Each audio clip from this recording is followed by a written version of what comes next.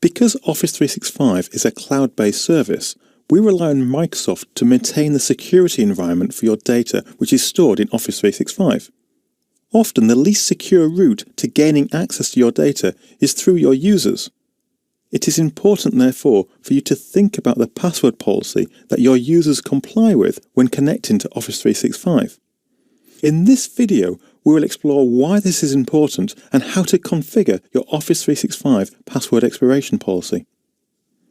The likelihood that a password can become compromised increases with the amount of time that the password is in use.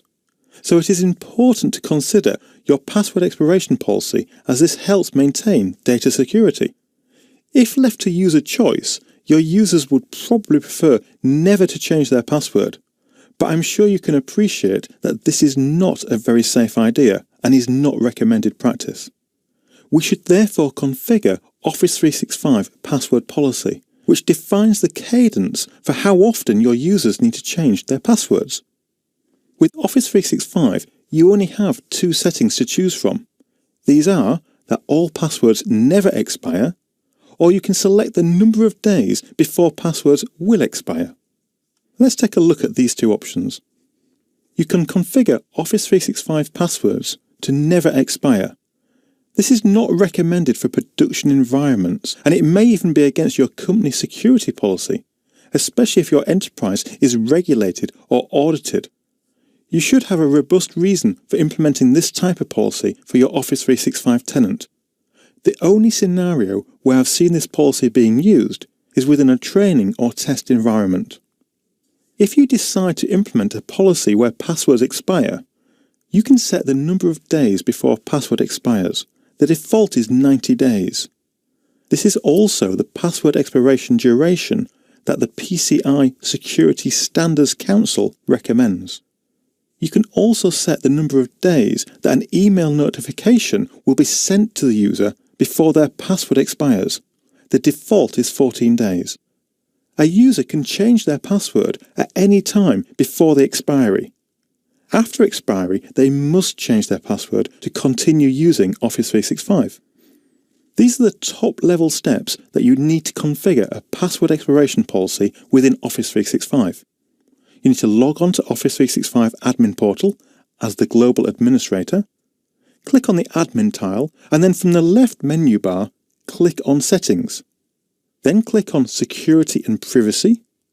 On the Security and Privacy page, click Edit. On the Password Policy page, amend the settings in the Days Before Passwords Expire field. You can modify or leave the days before a user is notified about expiration, and then click Save. Let's drop onto our demo PC and take a look at how to configure a password expiration policy. We'll open our browser and then type portal.office.com and sign in with an administrative account. We'll then click the Admin tile. On the Office 365 Admin Center homepage, click Settings in the left-hand side. We then want to click Security and Privacy, and on the Security and Privacy page, click Edit.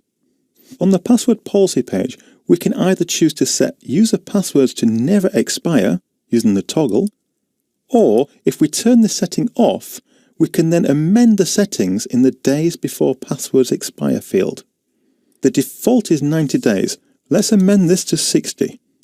We can also modify or leave the days before a user is notified about expiration. I'll leave this at 14 days, and then click Save. The password policy is then updated, and this affects all users within our Office 365 subscription. In this video, we considered the different administrator roles available in Office 365 and the levels of permissions granted to each of these roles. You saw how to assign administrative roles to a user, and then explored the options available for organisations who may not have the internal resources required to manage their Office 365. They were able to outsource this to a Microsoft partner using delegated administrators. Finally, we considered password expiration policies within Office 365 and how these can be configured.